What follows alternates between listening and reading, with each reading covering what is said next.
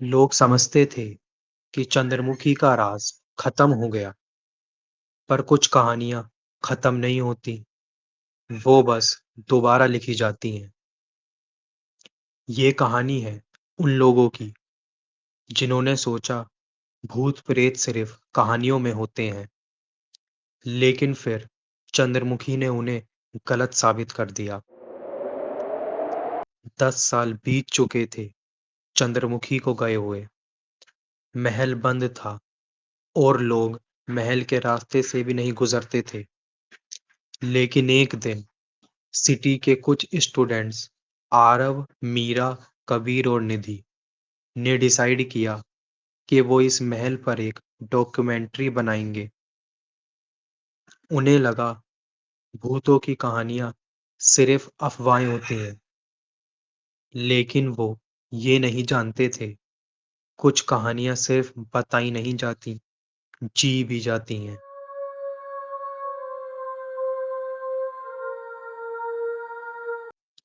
रात का टाइम था।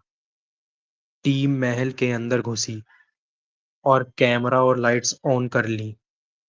आरव बोला, यहाँ कुछ भी नहीं है, सब लोग बस फालतू में डरते हैं। मीरा हल्की सी खिड़की से हवा आती महसूस करती है और कहती है, गाइस, मुझे यहाँ कुछ फील हो रहा है। ये हवा नॉर्मल नहीं है। कैमरा रिकॉर्ड कर रहा था और माइक ने एक अजीब औरत की विस्पर कैप्चर किया। मैं वापस आ गई हूँ। सब ने एक दूसरे को देखा और बोला, किसने बोला ये? कबीर बोला, हो सकता है रेडियो सिग्नल हो, पर माइक के पास कोई रेडियो नहीं था।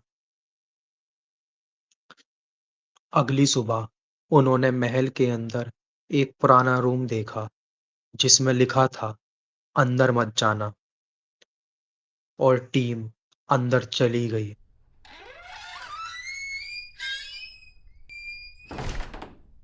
रूम के बीचों बीच एक बड़ा एंटीक मिरर रखा था। मीरा मिरर के पास जाके कहती है, गाइस, ये वही मिरर लगता है जिसमें चंद्रमुखी को देखा गया था। आरव मजाक में कहता है, हाय चंद्रमुखी, कैसी हो तुम? अचानक लाइट्स फ्लिकर हुई। मिरर के अंदर एक औरत की आंखें खुलती हैं। वो धीरे धीरे स्माइल करती है। कैमरा बंद हो जाता है और मीरा चीखती है, आरव, पीछे हटो। रात के 2 बजे मीरा जागती है और देखती है आरव मिरर के सामने खड़ा है। उसकी आंखें खुली हैं, लेकिन वो सो रहा है, जैसे कोई उसे कंट्रोल कर रहा हो। मिरर में चंद्रमुखी का रिफ्लेक्शन दिखता है, पर उसके पीछे कोई नहीं होता। फिर एक औरत की आवाज आती है, तुमने मुझे बुलाया था, अब मैं नहीं जाऊंगी।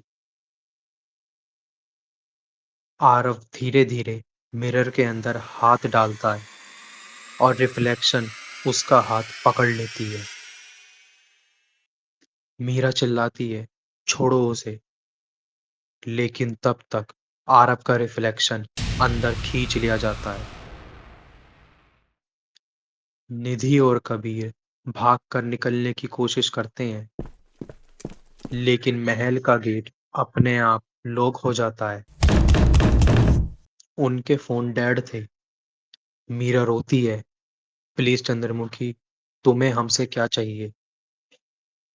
मिरर से आवाज आती है, मुझे मेरा साथी चाहिए, तुम लोगों ने उसे ले लिया था।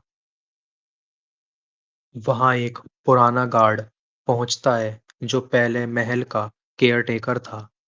वो कहता है, मैं समझता हूँ, चंद्रमुखी एक डांसर थी, जिसे लोगों ने बेवकूफ बनाकर मार दिया।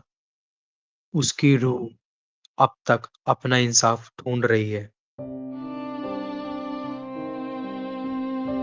मीरा कहती है, हम उसे मुक्ति दिलाएंगे।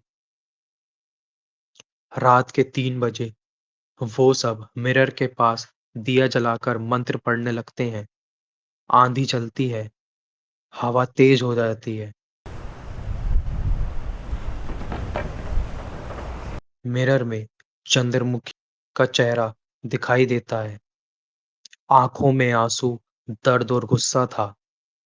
वो कहती है, मुझे सिर्फ सच चाहिए था, पर तुम लोग भी मुझे बंद कर रहे हो। मिरर क्रैक होता है। आरव का रिफ्लेक्शन वापस आता है, लेकिन कुछ अलग था। उसकी मुस्कान बिल्कुल चंद्रमुखी जैसी थी। लेकिन अगली सुबह महल फिर बंद मिलता है। पुलिस को कोई नहीं मिलता।